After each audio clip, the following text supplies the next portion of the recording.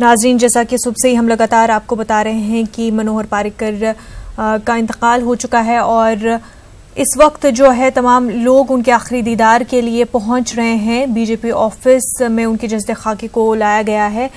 आपको बता दें कि 4 बार सीएम रह चुके हैं मनोहर पारिकर और नेशनल लेवल पर भी काफ़ी अहम और काफ़ी इम्पोर्टेंट लीडर उनको माना जाता है। एक बहुत ही बड़ा खला, एक वॉइड जो मनोहर पारिकर के जाने से पैदा हुआ है बीजेपी में और ख़ास तौर से गोवा की पॉलिटिक्स में। नाज़रीन, अब आपको बता दें कि IITN मुंबई रह चुके हैं मनोहर पारिकर। पहले ऐसे वजीर आला रहे हैं जो IITN है। आपको बता दें कि मनोहर पारिकर की शुरुआत जो पॉलिटिक्स में हुई थी वो इस तरह से कि उन्होंने कहा था अपने घर वालों को कि वो पॉलिटिक्स ज्वाइन करना चाहते थे, पर वो काफ़ी उनके घर वाले नाराज़ हो गए थे, काफ़ी उनसे गुस्सा हो गए थे इस बात को लेकर के।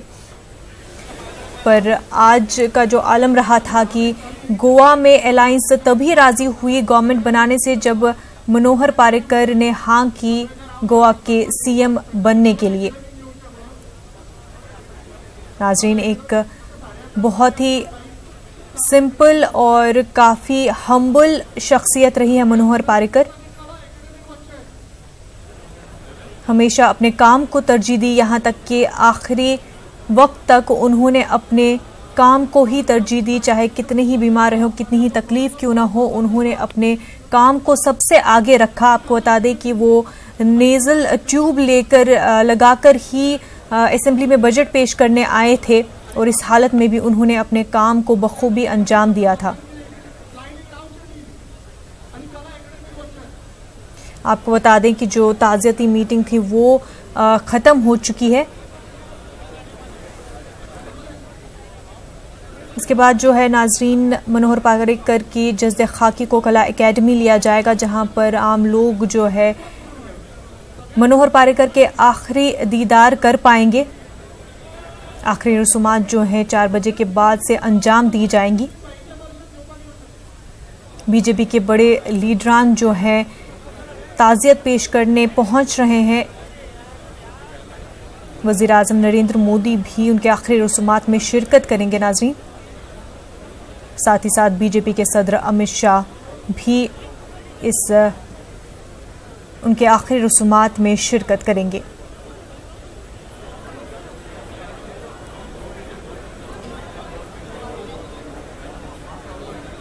आपको बता दें नाज़रीन कि मनोहर पारिकर ने जो है उन्होंने वज़ीर आज़म नरेंद्र मोदी का नाम 2014 के इलेक्शंस में एज प्राइम मिनिस्टर कैंडिडेट के लिए काफ़ी उन्होंने उसका प्रस्ताव रखा था और उसको काफ़ी ज़्यादा सपोर्ट किया था कि नरेंद्र मोदी को जो है एज PM कैंडिडेट सामने लाया जाए। और फिर जब इलेक्शन बीजेपी जीत गई थी और वज़ीर आज़म नरेंद्र मोदी PM के तौर पर सामने आए तो उनको कैबिनेट में, दिल्ली कैबिनेट में जगह मिली। और उसके बाद लेकिन जब गोवा के इलेक्शंस हुए तो अलायंस में जो पार्टियां थी उन्होंने इस शर्त पर अलायंस किया बीजेपी के साथ गोवा में कि मनोहर पारिकर ही वज़ीर आला बनेंगे गोवा में।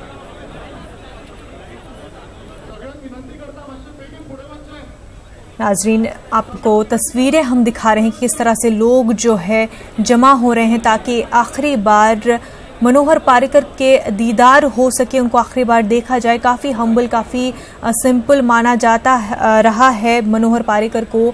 और यहाँ तक कि जो रूलिंग पार्टी है, जो उनकी पार्टी है बीजेपी, उसके अलावा भी जो अपोजिशन पार्टियां हैं, अपोजिशन के लीडरान हैं, वो भी काफ़ी ज़्यादा उनको मानते हैं।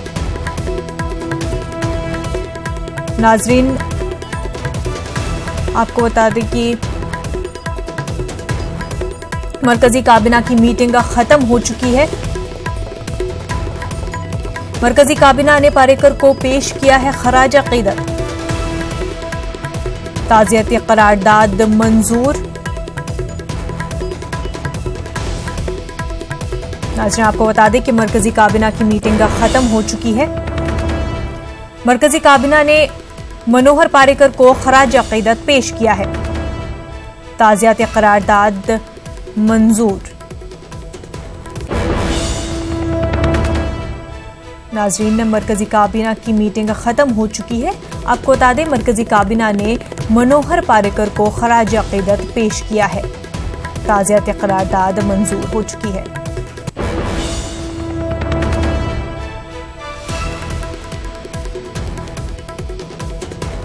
मरकजी काबीना की मीटिंग का खत्म। नाजरीन, मरकजी काबीना ने मनोहर पारिकर को खराज अकीदत पेश किया। आपको बता दें ताज़ियत करारदाद मंजूर हो चुकी है।